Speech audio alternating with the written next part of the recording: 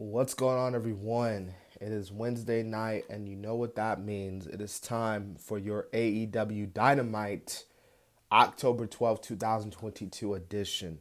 Now, this was a very special edition of AEW Dynamite because for the first time ever in AEW Dynamite, they are in Toronto, Canada. They finally made their Canada debut. So obviously for the people in Canada tonight, the fans were hot. The fans were excited, because they again never been to Toronto, Canada before. And overall, looking at this card, looking at this show, I thought this was a pretty good show for the most part. We had a tag team match playa over the women's side. We had Tony Storm and Hikaru Shida taking on Dr. Britt Baker, DMD, and Jamie Hayter. This was some solid action, I thought here, but that was pretty much how I personally felt about the match. It was just solid to say the least. But hey, um, it was good to see the women get shine. Better than not get shine. So hey, it was for what it was worth. The All Atlantic Championship was defended. We had Pac versus Orange Cassidy, man, and I'm starting to think, man, Pac and Orange Cassidy, they're at the point now where it's like they're destined to do this forever. They have faced, I think this is what the third time they faced off, fourth time. I think I might be wrong, but yeah, they face off again for the All Atlantic Championship, and this is a really good match, man, between the both guys. Pac and Orange Cassidy can face each other, up to 1,000 times. And to be honest with you, I could probably tell you it probably wouldn't get boring. So, really good match for the All Atlantic Championship. Of course, we had two former tag team partners, two former best friends.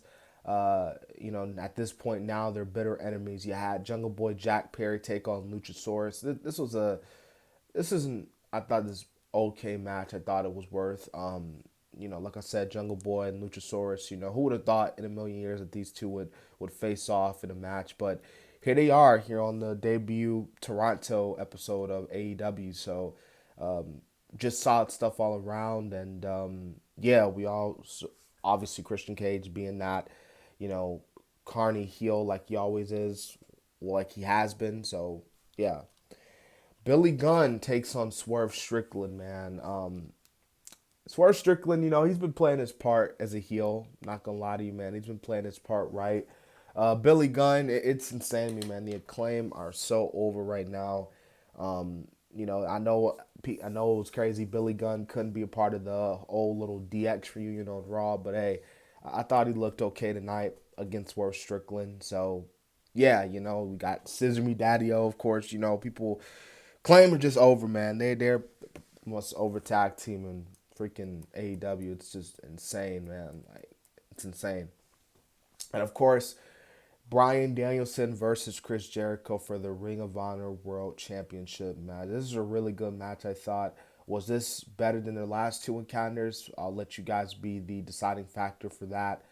But yeah, I thought this summed up and this ended what I thought was an overall a really good show tonight.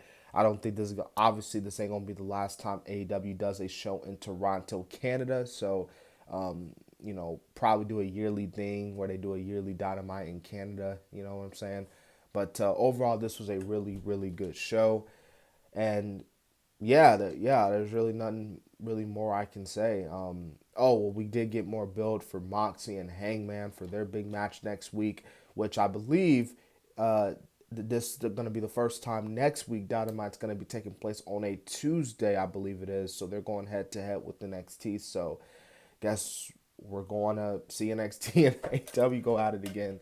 I'm joking, of course, but yeah. So I hope you guys enjoyed my review, man. This has been the Kid DC Wrestling. Remember to subscribe to the channel, man.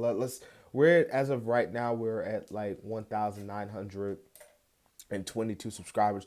Let's get to 1,930, man. That'd be much appreciated, man, because we're obviously on the big road to the big number, and that's our next big subscriber goal, 2,000 subs.